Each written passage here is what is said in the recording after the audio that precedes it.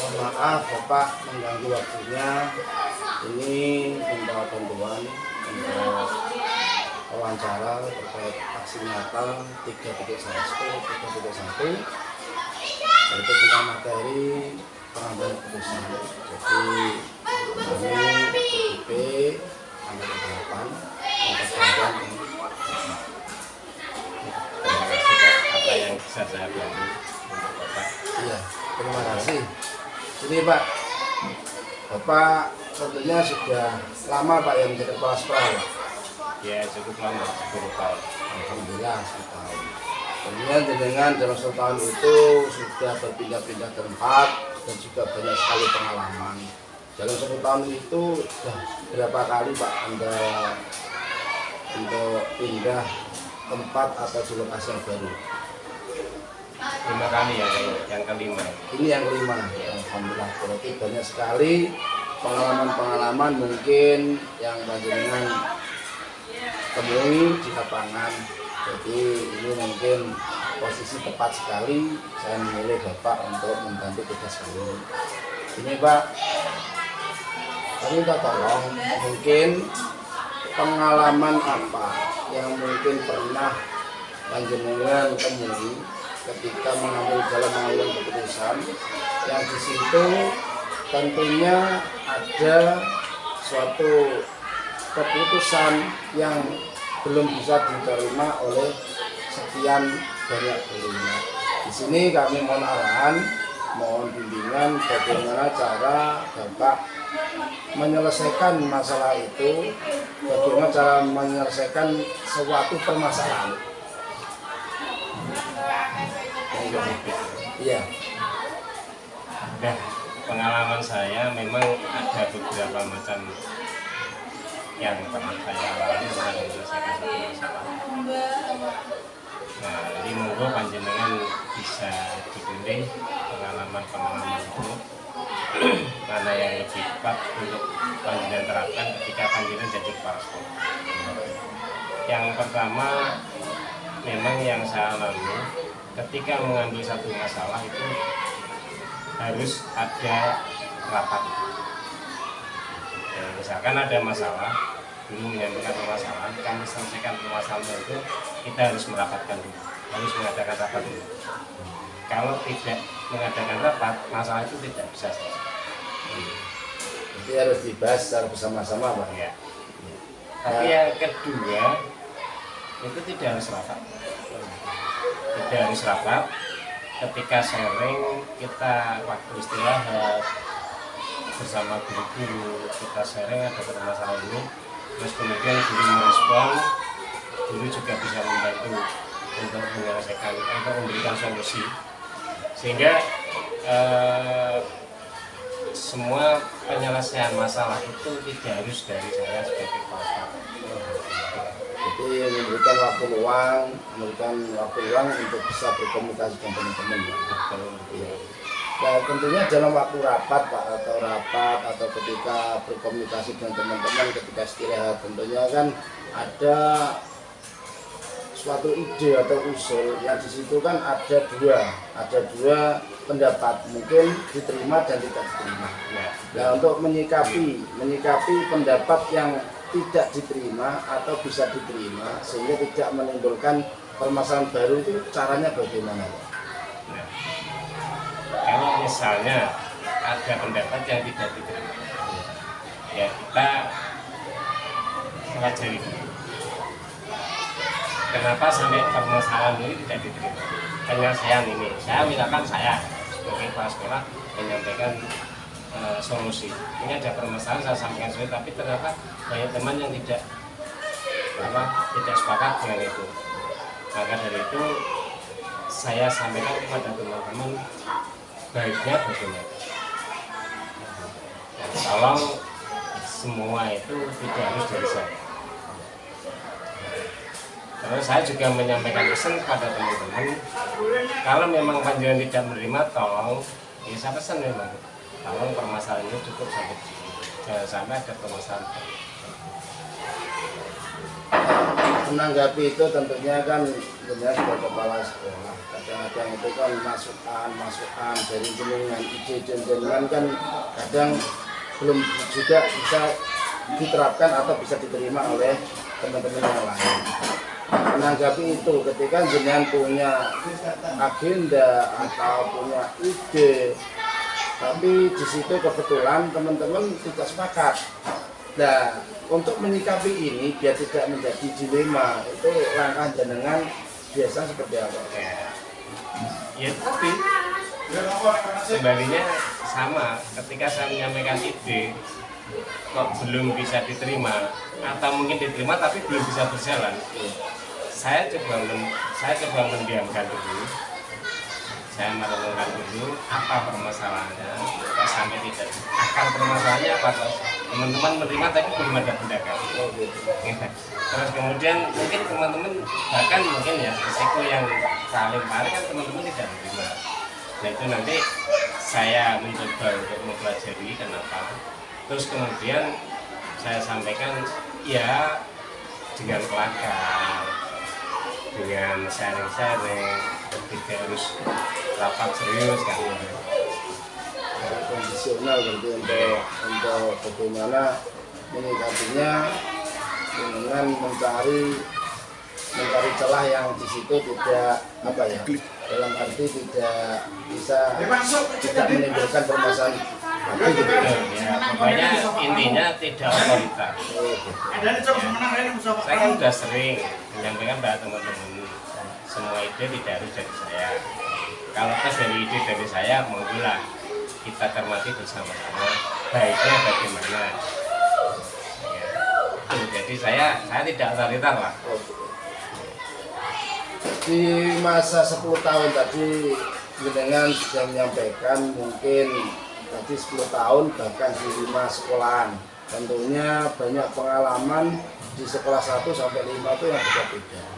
Mohon maaf mungkin bisa diceritakan salah satu contoh permasalahan yang di situ pernah jenengan alami, yang di situ ada dilema permasalahan antara jenengan, antara pemerjawab atau jenengan dengan bendara atau bahkan kepala sekolah dengan kepala sekolah.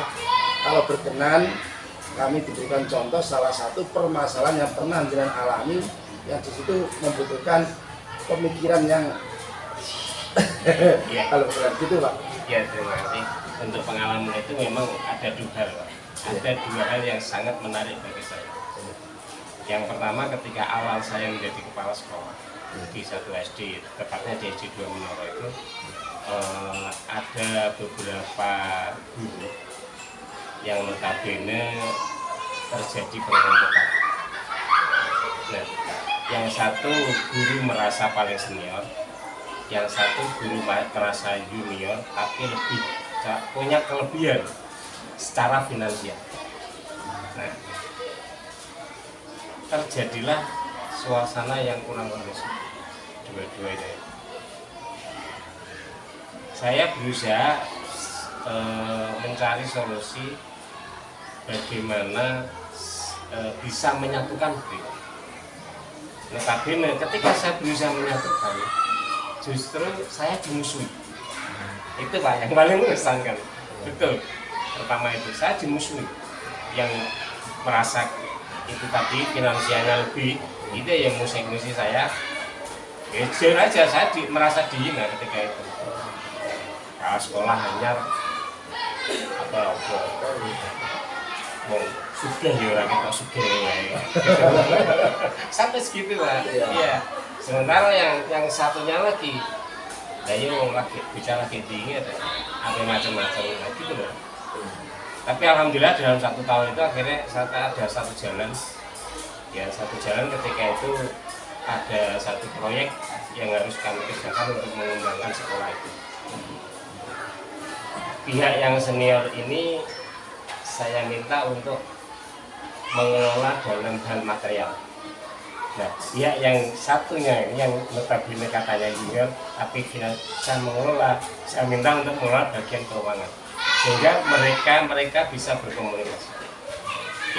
Akhirnya setelah selama proyek itu berjalan mereka berkomunikasi dan alhamdulillah komunikasi itu bisa berlangsung. Tapi sayang ketika saya baru menikmati suasana yang kondusif, suasana yang penuh dengan kekeluargaan, memang Pak, agak berat. Salah satu diantaranya itu memang membutuhkan biaya. Karena untuk mempertemukan mereka itu, beliau-beliau itu memang kita harus keluar dari suasana sekolah di satu tempat. Ya kita mungkin jujur aja Pak, mungkin makan-makan atau mungkin untuk mencari suasana yang menyenangkan lah. Betul, ya itu. Terus yang pengalaman kedua ini baru saja sebelum saya di sini di SD Inggris itu yang sedikit agak lebih berat menurut saya, tapi saya tidak merasakan. Jujur aja saya tidak merasakan. Notabene ada satu orang guru, beliau guru wanita, notabene istrinya seorang pengawas. Nah ini Pak yang merasa agak lebih berat. Setiap kebijakan yang saya sampaikan, karena kadang-kadang dia mempertimbangkan kepada suaminya, sehingga kebijakan yang saya sampaikan tidak pernah dijalankan karena menurut suaminya tidak cocok. Sampai akhirnya saya sempat putus asa juga. Tapi ya saya tuntas hanya sampai di bibir saja saya sampaikan. Ya kalau kepala sekolah ini aku atau jenengan terakhir. Nah langkahnya setelah menghadapi sebuah masalah seperti itu memang problem Pak ya. Ketika jenengan sebagai pemangku kebijakan, di situ ada anak buah yang ada suami juga pemangku kebijakan termasuk jenengan bawaannya mereka, itu juga problem. Dan menanggapi ini biar tidak menjadi dilema di dalam jenengan dan juga nanti ketika pengambilan keputusan itu bagaimana Pak? Apakah jenengan menspesialkan orang ini atau seperti apa untuk dalam saya ya terima kasih Pak. Saya tidak menspesialkan atau mengistimewakan lah, saya tidak. Cuma saya menggunakan personal growth, pendekatan pribadi kepada suaminya. Ya saya minta tolong kepada suaminya tidak terlalu dalam untuk mencampuri urusan dalam internal di sekolah yang saya pimpin. Karena di sekolah itu adalah kepala sekolah punya kebijakan.